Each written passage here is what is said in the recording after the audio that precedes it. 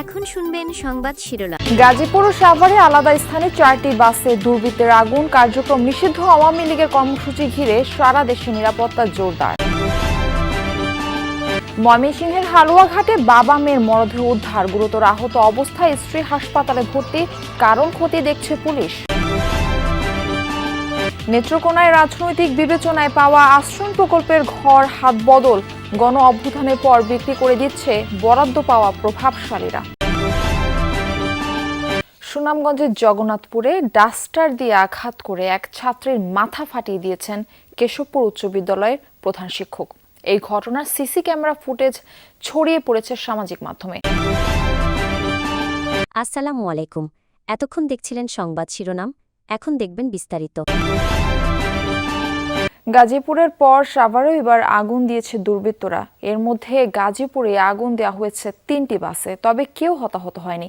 Police ও fire service জানায়, গাজীপুরের Bhogra bypass এলাকায় ভোর 4:30টার দিকে পার্ক করে রাখা ভিআইপি পরিবহনের একটি বাসে আগুন দেয় দুর্বৃত্তরা। খবর পেয়ে ফায়ার সার্ভিস আগুন নিয়ন্ত্রণে আনে। শ্রীপুরের বেড়াইদের চালা এলাকায় ভোর 5টার দিকে আরও একটা বাসে অগ্নিসংযোগ করে দুর্বৃত্তরা। আধা ঘন্টার চেষ্টায় আগুন নেভায় ফায়ার সার্ভিস। মঙ্গলবার রাত 10টা নাগাদ কালিয়াকৈর নবীনগর সড়কের চক্রাকার এলাকায় রাস্তার পাশে পার্ক করা একটি মিনি বাসে আগুন দেওয়া হয়। পুলিশ জানিয়েছে, নাশকতাকারীদের শনাক্ত করে আইনের আওতায় আনার কাজ চলছে। এদিকে সাভারের আশুলিয়ার আলিফ পরিবহনের একটি বাসে আগুন দিয়েছে দুর্বৃত্তরা। ভোরের দিকে সরকার মার্কেট এলাকায় নারী ও শিশু হাসপাতালের সামনে হয় এই ঘটনা। চালক জানান, রাতে হাসপাতালের সামনের সড়কে বাস রেখে ভেতরেই ঘুমিয়ে পড়েন তিনি। হঠাৎ আগুনের তাপে ঘুম ভাঙে তার। পরে বাস থেকে পালিয়ে লাফিয়ে কোনো রকম প্রাণ বাঁচান। খবর পেয়ে ফায়ার সার্ভিস গিয়ে আগুন নেভায়। জড়িতদের ধরতে পুলিশি অভিযান চলছে। গাড়ির মধ্যে ঘুমাইছিলাম, হঠাৎ দেখি আগুনের তাপ আসে আমার গায়ে লাগছে। আমি চোখ খুলে দেখি পুরা গাড়ি আগুন। আমি জানলা দিয়া লাফ দিয়া নামছি। দুটো হুন্ডা আসছে, 4জন হেলমেট পরে আছে। তো হুন্ডা এসে এখানে প্রথমে গুলি করছে, গুলি করার পরে একটা আতঙ্ক সৃষ্টি করছে। সিকিউরিটি যারা ছিল তারা এখানে আর নাই। কার্যক্রম নিষিদ্ধ আওয়ামী লীগের 13 নভেম্বরের কর্মসূচি ঘিরে সারা দেশে নিরাপত্তা জোরদার করা হয়েছে। ঢাকা সহ আশপাশের জেলায় মোতায়েন করা হয়েছে বিজিবি। গাজীপুর, নারায়ণগঞ্জ, চট্টগ্রাম, গোপালগঞ্জ সহ বিভিন্ন জেলায় গুরুত্বপূর্ণ পয়েন্টগুলোতে চেকপোস্ট বসিয়ে তল্লাশি চালাচ্ছে আইনশৃঙ্খলা বাহিনী। বাড়ানো হয়েছে গোয়েন্দা নজরদারি ও টহল। আইনশৃঙ্খলা বাহিনীর কর্মকর্তারা জানিয়েছেন, যে কোনো ধরনের নাশকতা ঠেকাতে তৎপর রয়েছেন তারা। ধ্বংসাত্মক কর্মকাণ্ড চালালে নেওয়া হবে কঠোর ব্যবস্থা।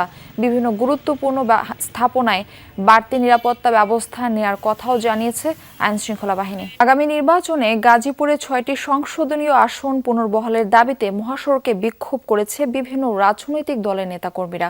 সকাল থেকে ঢাকা ময়মনসিংহ মহাসড়কের Tongi Bazar, station road, college gate, Cheragali সহ বিভিন্ন পয়েন্টে রাস্তার দুই পাশে বিক্ষোভ করেন তারা।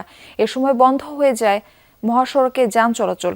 দীর্ঘ যানজটের কারণে ভোগান্তিতে পড়েন যাত্রী ও চালক। বিক্ষোভকারীরা বলেন, সম্প্রতি গাজীপুর 2 আসন থেকে বোর্ড বাজার, পুবাইল, টঙ্গী ও বড় বাড়িকে আলাদা করা হয়।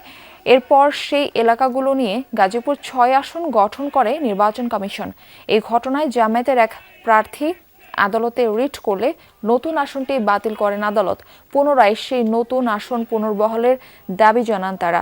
প্রায় 1 ঘন্টার বিক্ষোভের পর জনভোগান্তির কথা মাথায় রেখে অবরোধ তুলে নেন বিক্ষোভকারীরা। এরপর ধীরে ধীরে স্বাভাবিক হয়ে যায় যান চলাচল। ময়মনসিংহের হালুয়াঘাটে বাবা ও মেয়ের গলাকাটা মরদেহ উদ্ধার করেছে পুলিশ। গতরাতে সীমান্তবর্তী আমির খাকুড়া এলাকায় এই ঘটনা হয়। পুলিশ জানায়, রাতে রতন মিয়ার বাড়ি থেকে চিৎকার শুনে সেখানে যায় প্রতিবেশীরা। এ সময় সেখানে রতন ও তার 7 বছরের মেয়ে নুরিয়া আক্তারের গলাকাটা মরদেহ দেখতে পায় তারা। গুরুতর আহত অবস্থায় উদ্ধার করা হয় রতনের স্ত্রী জুলেখা আক্তারকে। পরে তাকে ময়মনসিংহ মেডিকেল কলেজ হাসপাতালে ভর্তি করা হয়। ঘটনাস্থল থেকে মরদেহ দুটি উদ্ধার করে ময়নাতদন্তের জন্য মর্গে পাঠানো হয়েছে। দুজনের গলা কাটা ছিল এবং সেখান থেকে আমরা ঘটনাস্থল থেকে একটি ছুরি উদ্ধার করেছি, যে হত্যাকাণ্ডে ব্যবহৃত। সম্ভবত পারিবারিক বিরোধের কারণে ঘটনা ঘটে থাকতে পারে বলে আমাদের ধারণা, এবং আমরা আনুষঙ্গিক বিষয়গুলো আমলে নিয়ে তদন্ত করছি। নেত্রকোনায় পতিত সরকারের দেওয়া জমি সহ আশ্রম প্রকল্পের ঘর বিক্রি করে দেওয়া হচ্ছে। স্থানীয়রা বলছেন, এসব ঘরের বরাদ্দ রাজনৈতিক বিবেচনায় হওয়ায় ঘর পেয়েছেন প্রভাবশালীরা, তাই তারা ঘরে উঠছেন না। উদ্বোধনের পর থেকেই খালি পড়ে আছে শতকরা 60 থেকে 70 ভাগ ঘর। কোনো কোনো স্থানে বিক্রি করে দেওয়া হচ্ছে বরাদ্দ পাওয়া ঘর। পড়ে থাকা এসব ঘরের বরাদ্দ চান প্রকৃত ভূমিহীন মানুষ। বিষয়টির খোঁজ নিয়ে নতুন করে তালিকা প্রস্তুত করে উপকারভোগীদের মাঝে বিতরণ করার আশ্বাস দিয়েছেন জেলা প্রশাসক। যে ঘরটি হওয়ার কথা ছিল অসহায়দের আশ্রয়, সেখানে জায়গা করে নিয়েছে ক্ষমতার দাপট আর টাকার প্রভাব। যাদের জমি আছে, ঘর নেই, এমন মানুষের জন্য আশ্রয়ন প্রকল্পের উদ্যোগ নেয় পতিত আওয়ামী লীগ সরকার। প্রকল্পের আওতায় নেত্রকোনার খালিয়াঝুরির হেমনগর কান্দায় 2022 সালে নির্মাণ করা হয় 350টি ঘর। 2023-এ হস্তান্তর করা হলেও মাত্র 95টি বাদে বাকি সব ঘর এখন তালাবদ্ধ। স্থানীয়দের অভিযোগ, আশ্রয়হীনদের দেওয়ার কথা থাকলেও বেশিরভাগ ঘরই বরাদ্দ পায় তৎকালীন প্রভাবশালীরা। প্রয়োজন না থাকায় এখন বিক্রিও শুরু করেছে তারা। 60,000, 65,000, হ্যাঁ, এই 1 লাখ এরকম বিক্রি করতেছে। কিন্তু যারা বাড়ি ঘর বেশি আছে, মানে সুখ সুবিধা, ওরার ঘর দর বিক্রি করে যাইতেছে। কিছু বেশি কিনে হইতাছে, কিছু মানুষের দহলেও আছে, কিছু কেউ হামাইছে থাকতাছে এইভাবে। শুধু হেমনগর কান্দাই নয়, জেলার বেশিরভাগ আশ্রয়ন প্রকল্পেরই একই অবস্থা। ফাঁকা পড়ে আছে অধিকাংশ ঘর। নির্মাণের কয়েক বছরের মাথায়ই ব্যবহারের অনুপযোগী হয়ে পড়েছে।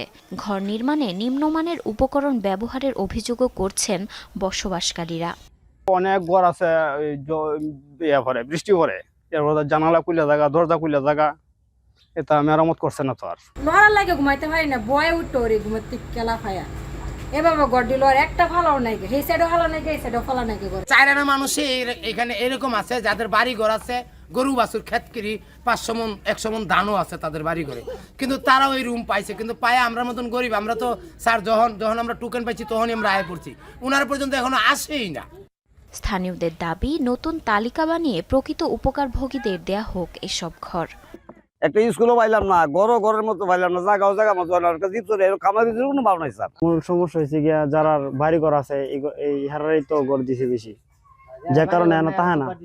খালি পড়ে থাকা ঘরের তালিকা নতুন করে প্রণয়নের মাধ্যমে প্রকৃত উপকারভোগীদের মাঝে বিতরণের আশ্বাস দিয়েছেন জেলা প্রশাসন। সুনামগঞ্জের জগন্নাথপুরে ডাস্টার দিয়ে আঘাত করে এক ছাত্রের মাথা ফাটিয়ে দিয়েছেন কেশবপুর উচ্চ বিদ্যালয়ের প্রধান শিক্ষক। এই ঘটনার সিসি ক্যামেরা ফুটেজ ছড়িয়ে পড়েছে সামাজিক মাধ্যমে। রোববার দুপুরে কেশবপুর উচ্চ বিদ্যালয়ে এই ঘটনা ঘটে। স্থানীয়রা জানায়, বিদ্যালয়ের প্রধান শিক্ষক ফররুক আহমেদ ক্লাসে পড়ানোর সময় 7ম শ্রেণীর ছাত্রী সাইদাকে ডাস্টার দিয়ে পিটিয়ে রক্তাক্ত করেন। এ সময় সহপাঠীরা টিস্যু দিয়ে তার রক্ত মুছে দেওয়ার চেষ্টা করে। পরে খবর পেয়ে সাইদার পরিবার তাকে জগন্নাথপুর উপজেলা স্বাস্থ্য কমপ্লেক্সে নিয়ে যায়। ঘটনার সুষ্ঠু তদন্ত ও বিচার দাবি করছেন পরিবারের সদস্যরা।